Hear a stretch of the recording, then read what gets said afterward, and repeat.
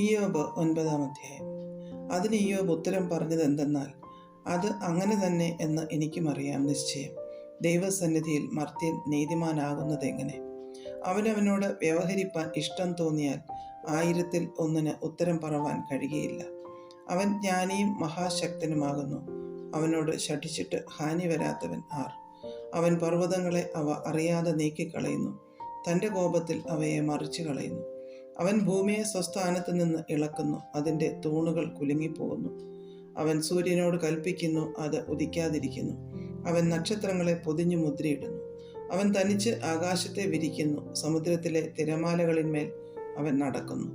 അവൻ സപ്തർഷി, മകയിരം, കാർത്തിക ഇവയെയും തെക്കേ നക്ഷത്രമണ്ഡലത്തെയും ഉണ്ടാക്കുന്നു. അവൻ ആരാഞ്ഞുകൂടാത്ത വൻകാര്യങ്ങളെയും എണ്ണമില്ലാത്ത അത്ഭുതങ്ങളെയും ചെയ്യുന്നു.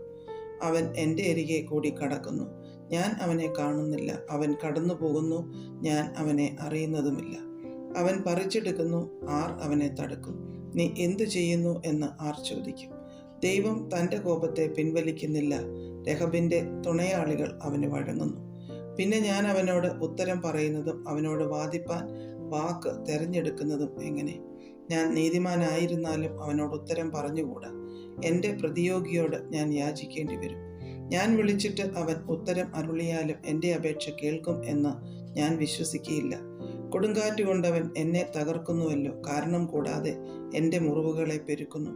ശ്വാസം കഴിപ്പാൻ എന്നെ സമ്മതിക്കുന്നില്ല, കയ്പ് കൊണ്ട് എൻ്റെ വയറ് നിറയ്ക്കുന്നു. ബലം വിചാരിച്ചാൽ അവൻ തന്നെ ബലവാൻ, ന്യായവിധി വിചാരിച്ചാൽ ആർ എനിക്ക് അവധി നിശ്ചയിക്കും? ഞാൻ നീതിമാനായാലും എൻ്റെ സ്വന്തമായി എന്നെ കുറ്റം വിധിക്കും. ഞാൻ നിഷ്കളങ്കനായാലും അവൻ എനിക്ക് വക്രത ആരോപിക്കും. ഞാൻ നിഷ്കളങ്കൻ, ഞാൻ എൻ്റെ പ്രാണനെ കരുതുന്നില്ല, എൻ്റെ ജീവനെ ഞാൻ നിരസിക്കുന്നു. അതെല്ലാം ഒരുപോലെ.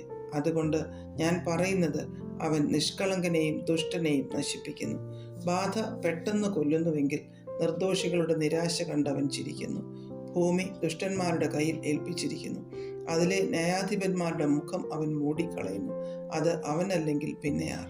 എൻ്റെ ആയുഷ്കാലം ഓട്ടാളനേക്കാൾ വേഗം പോകുന്നു, അത് നന്മ കാണാതെ ഓടിപ്പോകുന്നു. അത് ഓട കൊണ്ടുള്ള വള്ളം പോലെയും ഇരയെ റാഞ്ചുന്ന കഴുകനെ പോലെയും കടന്നു പോകുന്നു. ഞാൻ എൻ്റെ സങ്കടം മറന്ന് മുഖവിഷാദം കളഞ്ഞ് പ്രസന്നതയോടെ ഇരിക്കുമെന്ന് പറഞ്ഞാൽ ഞാൻ എൻ്റെ വ്യസനമൊക്കെയും ഓർത്ത് ഭയപ്പെടുന്നു. നീ എന്നെ നിർദോഷിയായി എണ്ണുകയില്ലെന്ന് ഞാൻ അറിയുന്നു. എന്നെ കുറ്റം വിധിക്കുകയേ ഉള്ളൂ. പിന്നെ ഞാൻ വൃഥ പ്രയത്നിക്കുന്നതെന്തിന്? ഞാൻ ഹിമം കൊണ്ട് എന്നെ കഴുകിയാലും ക്ഷാരജലം കൊണ്ട് എൻ്റെ കൈ വെടിപ്പാക്കിയാലും നീ എന്നെ ചേറ്റുകുഴിയിൽ മുക്കിക്കളയും. എൻ്റെ വസ്ത്രം പോലും എന്നെ വെറുക്കും. ഞാൻ അവനോട് പ്രതിവാദിക്കേണ്ടതിനും ഞങ്ങൾ ഒരുമിച്ച് ന്യായവിസ്താരത്തിന് ചെല്ലേണ്ടതിനും അവൻ എന്നെപ്പോലെ മനുഷ്യനല്ലല്ലോ. ഞങ്ങളെ ഇരുവരെയും പറഞ്ഞു നിർത്തേണ്ടതിന് ഞങ്ങളുടെ നടുവിൽ ഒരു മധ്യസ്ഥനുമില്ല. അവൻ തൻ്റെ വടി എങ്കിൽ നിന്ന് നീക്കട്ടെ, അവൻ്റെ ഘോരത്വം എന്നെ പേടിപ്പിക്കാതിരിക്കട്ടെ. അപ്പോൾ ഞാൻ അവനെ പേടിക്കാതെ സംസാരിക്കും. ഇപ്പോൾ എൻ്റെ സ്ഥിതി അങ്ങനെയല്ലല്ലോ. അധ്യായം 10. എൻ്റെ ജീവൻ എനിക്ക് വെറുപ്പായി തോന്നുന്നു. ഞാൻ എൻ്റെ സങ്കടം തുറന്നു പറയും, എൻ്റെ മനോവ്യസനത്തിൽ ഞാൻ സംസാരിക്കും. ഞാൻ ദൈവത്തോട് പറയും, എന്നെ കുറ്റം വിധിക്കരുതേ. എന്നോട് വ്യവഹരിപ്പാൻ സംഗതി എന്ത്? എന്നെ അറിയിക്കണമേ. പീഡിപ്പിക്കുന്നതും നിന്റെ കൈപ്പണിയെ തുച്ഛീകരിക്കുന്നതും ദുഷ്ടന്മാരുടെ ആലോചനയിൽ പ്രസാദിക്കുന്നതും നിനക്ക് യോഗ്യമോ? മാംസനേത്രങ്ങളോ നിനക്കുള്ളത്? മനുഷ്യൻ കാണുന്നത് പോലെയോ നീ കാണുന്നത്?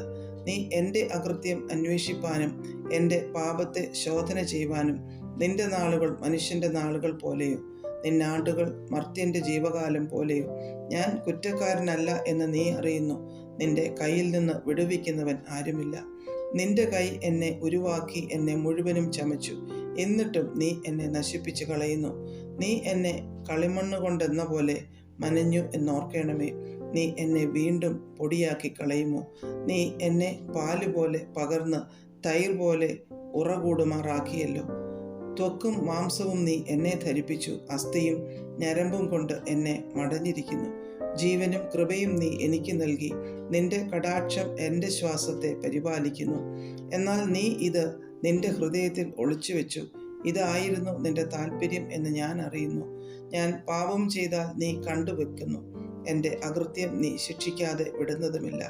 ഞാൻ ദുഷ്ടനെങ്കിൽ എനിക്ക് അയ്യോ കഷ്ടം. നീതിമാനായിരുന്നാലും ഞാൻ തല ഉയർത്തേണ്ടതല്ല. ലജ്ജാപൂർണനായി ഞാൻ എൻ്റെ കഷ്ടത കാണുന്നു.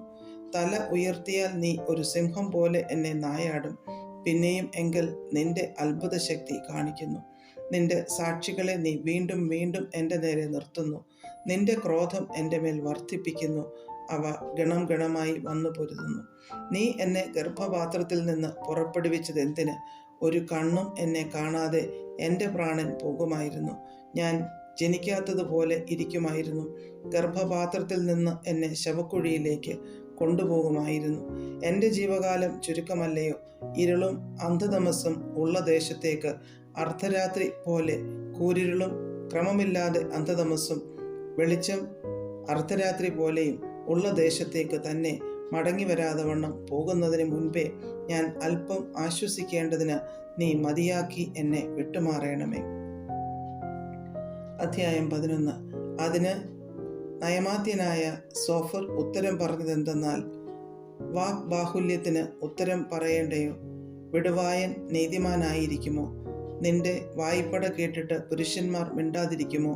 നീ പരിഹസിക്കുമ്പോൾ നിന്നെ ലജ്ജിപ്പിപ്പാൻ ആരുമില്ലയോ?